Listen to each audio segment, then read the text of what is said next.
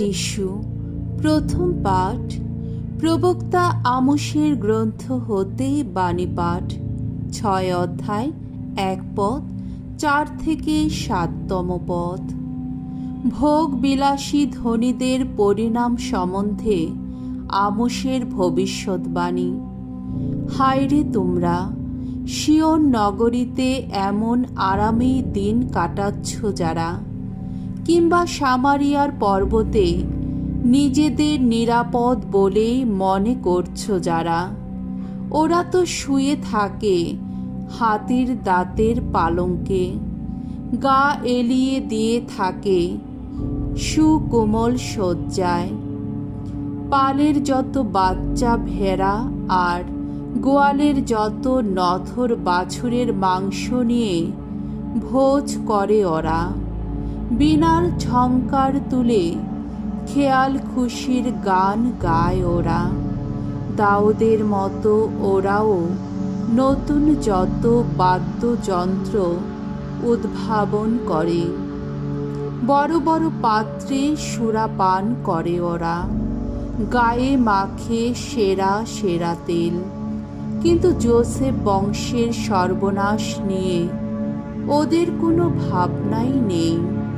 সেই জন্যে সবার আগে ওদেরই এবার নির্বাসিত হতে হবে, আর এইভাবে তখন স্তব্ধ হয়ে যাবে গা এলিয়ে শুয়ে থাকা ওইসব মানুষের হই হুল্লোড়। প্রভুর বাণী। ঈশ্বরকে ধন্যবাদ। সাম সঙ্গীত 146 অধ্যায় 7 থেকে 10 পদ। ধুও, প্রাণ আমার ভগবানের কর স্তুতিগান।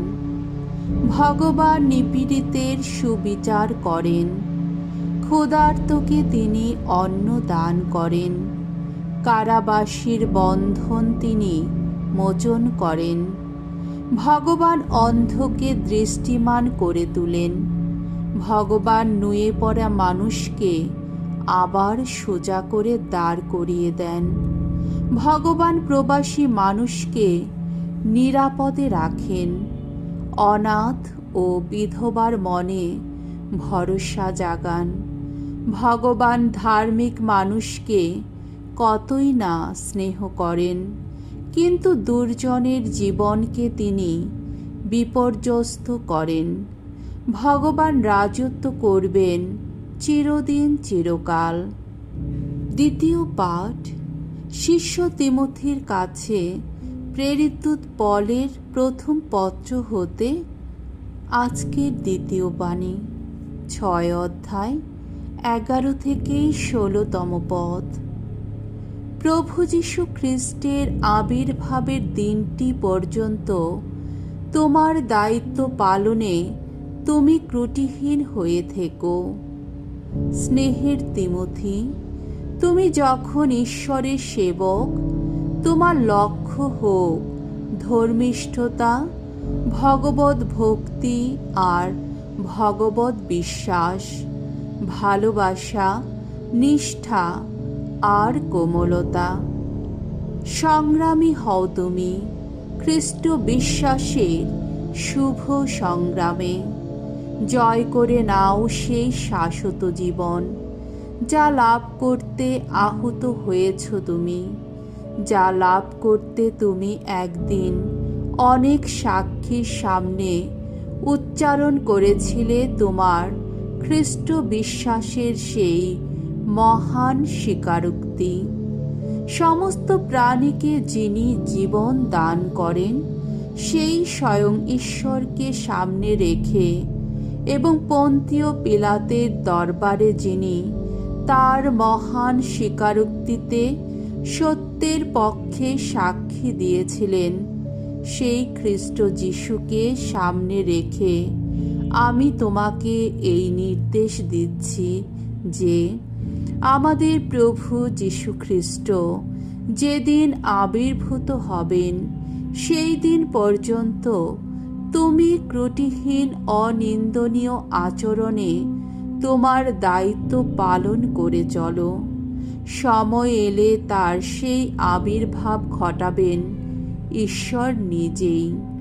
সেই পরম ধন্য ঈশ্বর, বিশ্বের একমাত্র কর্তা যিনি, সকল রাজার রাজা, সকল প্রভুর প্রভু যিনি, একমাত্র তারই হাতে রয়েছে অমরত্ব।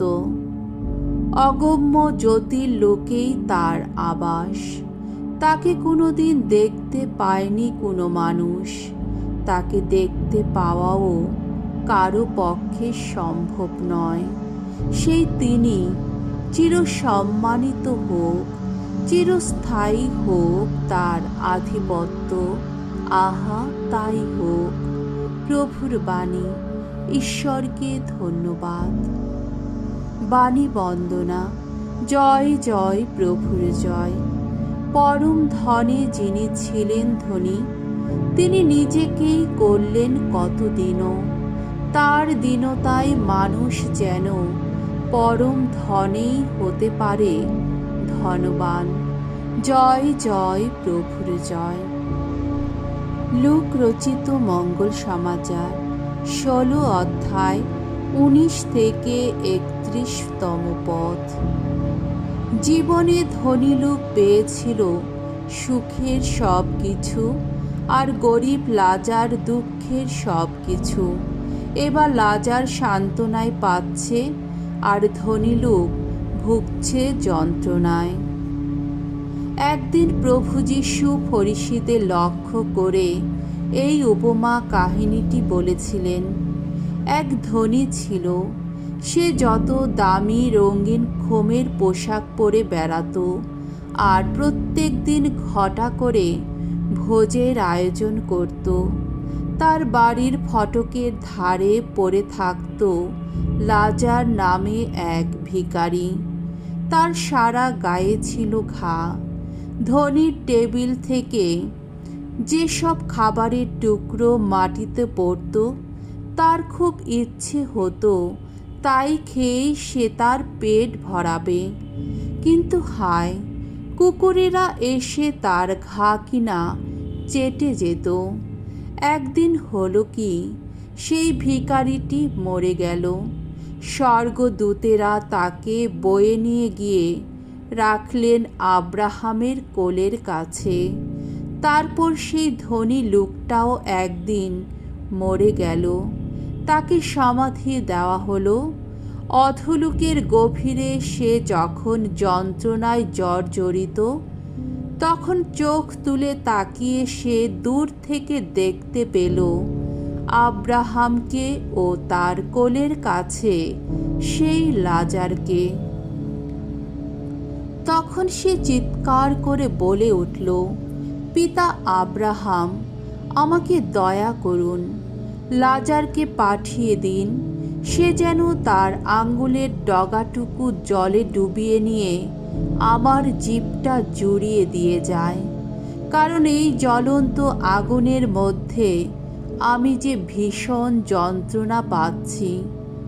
কিন্তু আব্রাহাম বললেন, মনে রেখো পুত্র, জীবনে তুমি তো সুখের সব কিছুই পেয়েছিলে, আর লাজার পেয়েছিল দুঃখেরই সব কিছু।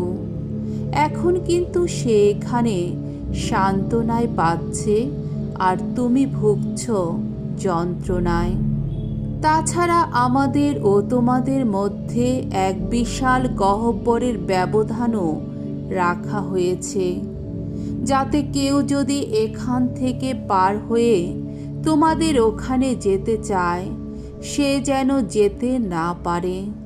তেমনি তোমাদের ওখান থেকেও যেন কেউ পার হয়ে আমাদের কাছে আসতে না পারে।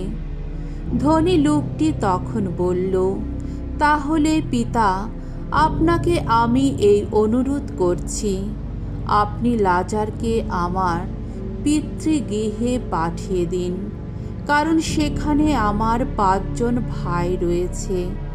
লাজার তাদের সতর্ক করে দিয়ে আসুক, তাদেরও যেন এই যন্ত্রণার জায়গায় আসতে না হয়। আব্রাহাম উত্তর দিলেন, তাদের জন্যে তো মসি ও প্রবক্তারাই রয়েছেন, তারা বরং তাদের কথাই মেনে চলুক। উত্তরে সে বলল, না পিতা আব্রাহাম, তা হবে না। বরং মৃতদের মধ্য থেকে যদি কেউ তাদের কাছে আসে তবেই তাদের মন পরিবর্তন হবে।